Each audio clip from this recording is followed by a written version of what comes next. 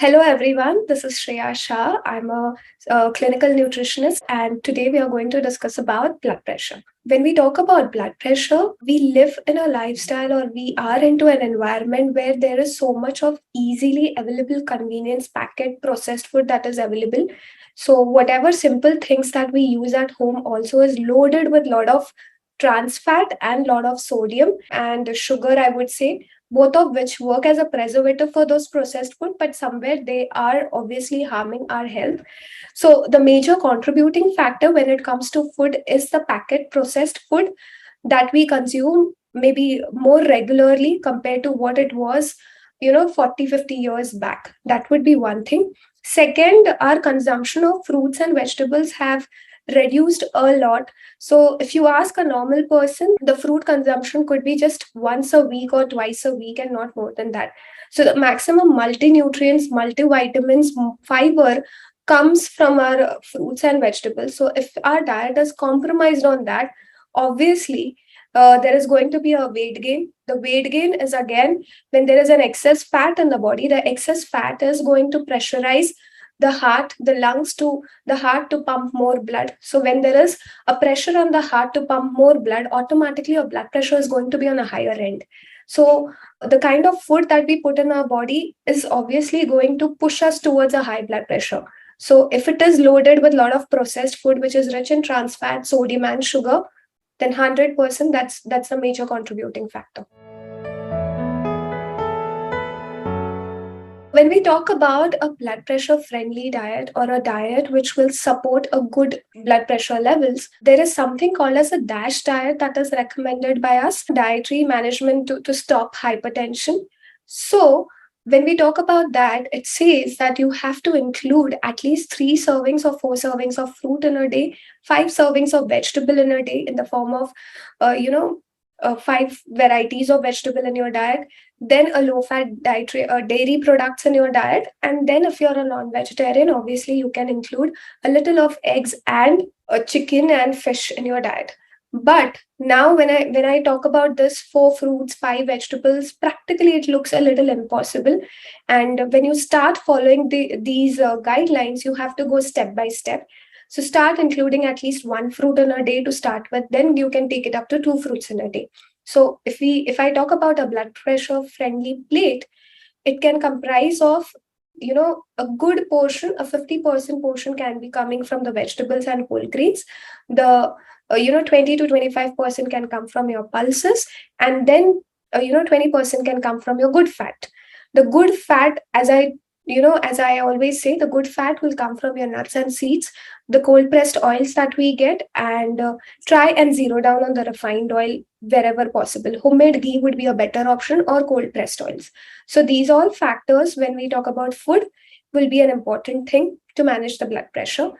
If in case if you want to have processed food or the junk food, you can reduce the frequency. So if you're someone who has 3 times a week, reduce it to once a week first, then gradually shift to once in 15 days, and then maybe once in a month. Whenever you happen to have processed packet or the outside food, see to it that you control the portions and not overdo with the portions.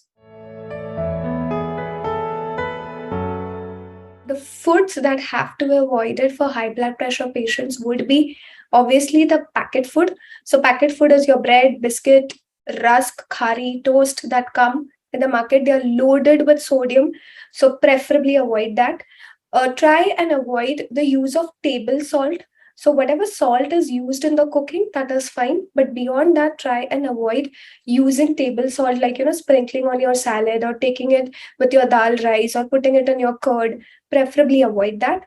Third, I would say is when it comes to food, preferably avoid too much of restaurant food, because all your restaurant food is loaded with lot of salt, lot of oil. That's why it is so appealing. And obviously the buttery and cheesy stuff that come, they are loaded with trans fat. So preferably try and avoid those foods. The sodium rich foods are something we tend to avoid, but the sodium majorly, or the sodium rich food majorly, is the packet food and the restaurant food. And if you are too much into the Chinese cuisine, obviously Chinese food is loaded with too much of salt. Even the sauces that we get, the ketchups that we get in the market, they are high in sodium content, because Salt acts as a preservative also for them. Plus, it's one of the most, taste bud activating thing when we talk about sodium. That's why we find the outside ready to eat food items more tastier than the home cooked meals, because they're high in sodium. So obviously somewhere they are going to enhance our taste buds, and you will always feel like picking up those things and eating rather than the home cooked meals. When we talk about sodium content of the food, it is not the home cooked meals which will contribute towards high sodium. So you don't have to specifically go for a low sodium salt or something like that, because your low sodium salt will be high in potassium. And imagine if a person has a low sodium salt which is high in potassium, but he has a renal issue, then obviously that's going to play with his renal parameters. So preferably I would just suggest stick to your simple normal iodized salt that we get in the market. Whatever is being used at home, see to it is used in a minimal quantity. Try and avoid using table salt. And the other thing is, totally scrape off the processed food. Automatically, you reduce the sodium content in your food and include more fruits and vegetables, which are more wholesome and natural. When we talk about low BP patient, or patients who have low blood pressure issue, do they need extra salt in their diet? The same, whatever is being used in the cooking, they can go for it. Whenever there is a situation when there is a drop in the sodium levels or something like that, they can have something like a salt water, or even coffee works good for boosting up the blood pressure in low blood pressure patients. Try and include sodium rich foods in your diet. Something like, your nuts and seeds, your fish are high in sodium, so preferably have those maybe 3 times a week, 4 times a week, so that there is never a situation when the blood pressure will drop.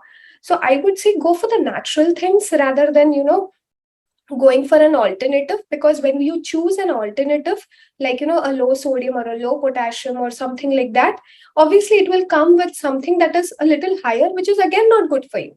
So a low sodium would be high in potassium. Sometimes they are obviously high in other minerals which are not required by the body. So the balance is something which is important. So eat your salt, not a problem. Minimal portion is important. Do not overuse that salt. Do not use it in the form of table salt. And wherever the consumption of that salt can be avoided, preferably avoid. Like people, use sprinkle salt in their roti atta also. You can skip that. Do not use too much of salt in your soup. Instead of that, you can use adjuvants like, lemon juice or pepper or jeera powder, which will enhance the flavor. Plus, you will not even realize that you have overdone with this, you have reduced the salt intake. So, indirect reduction in salt consumption is something I would prefer rather than going for a substitute or an alternate.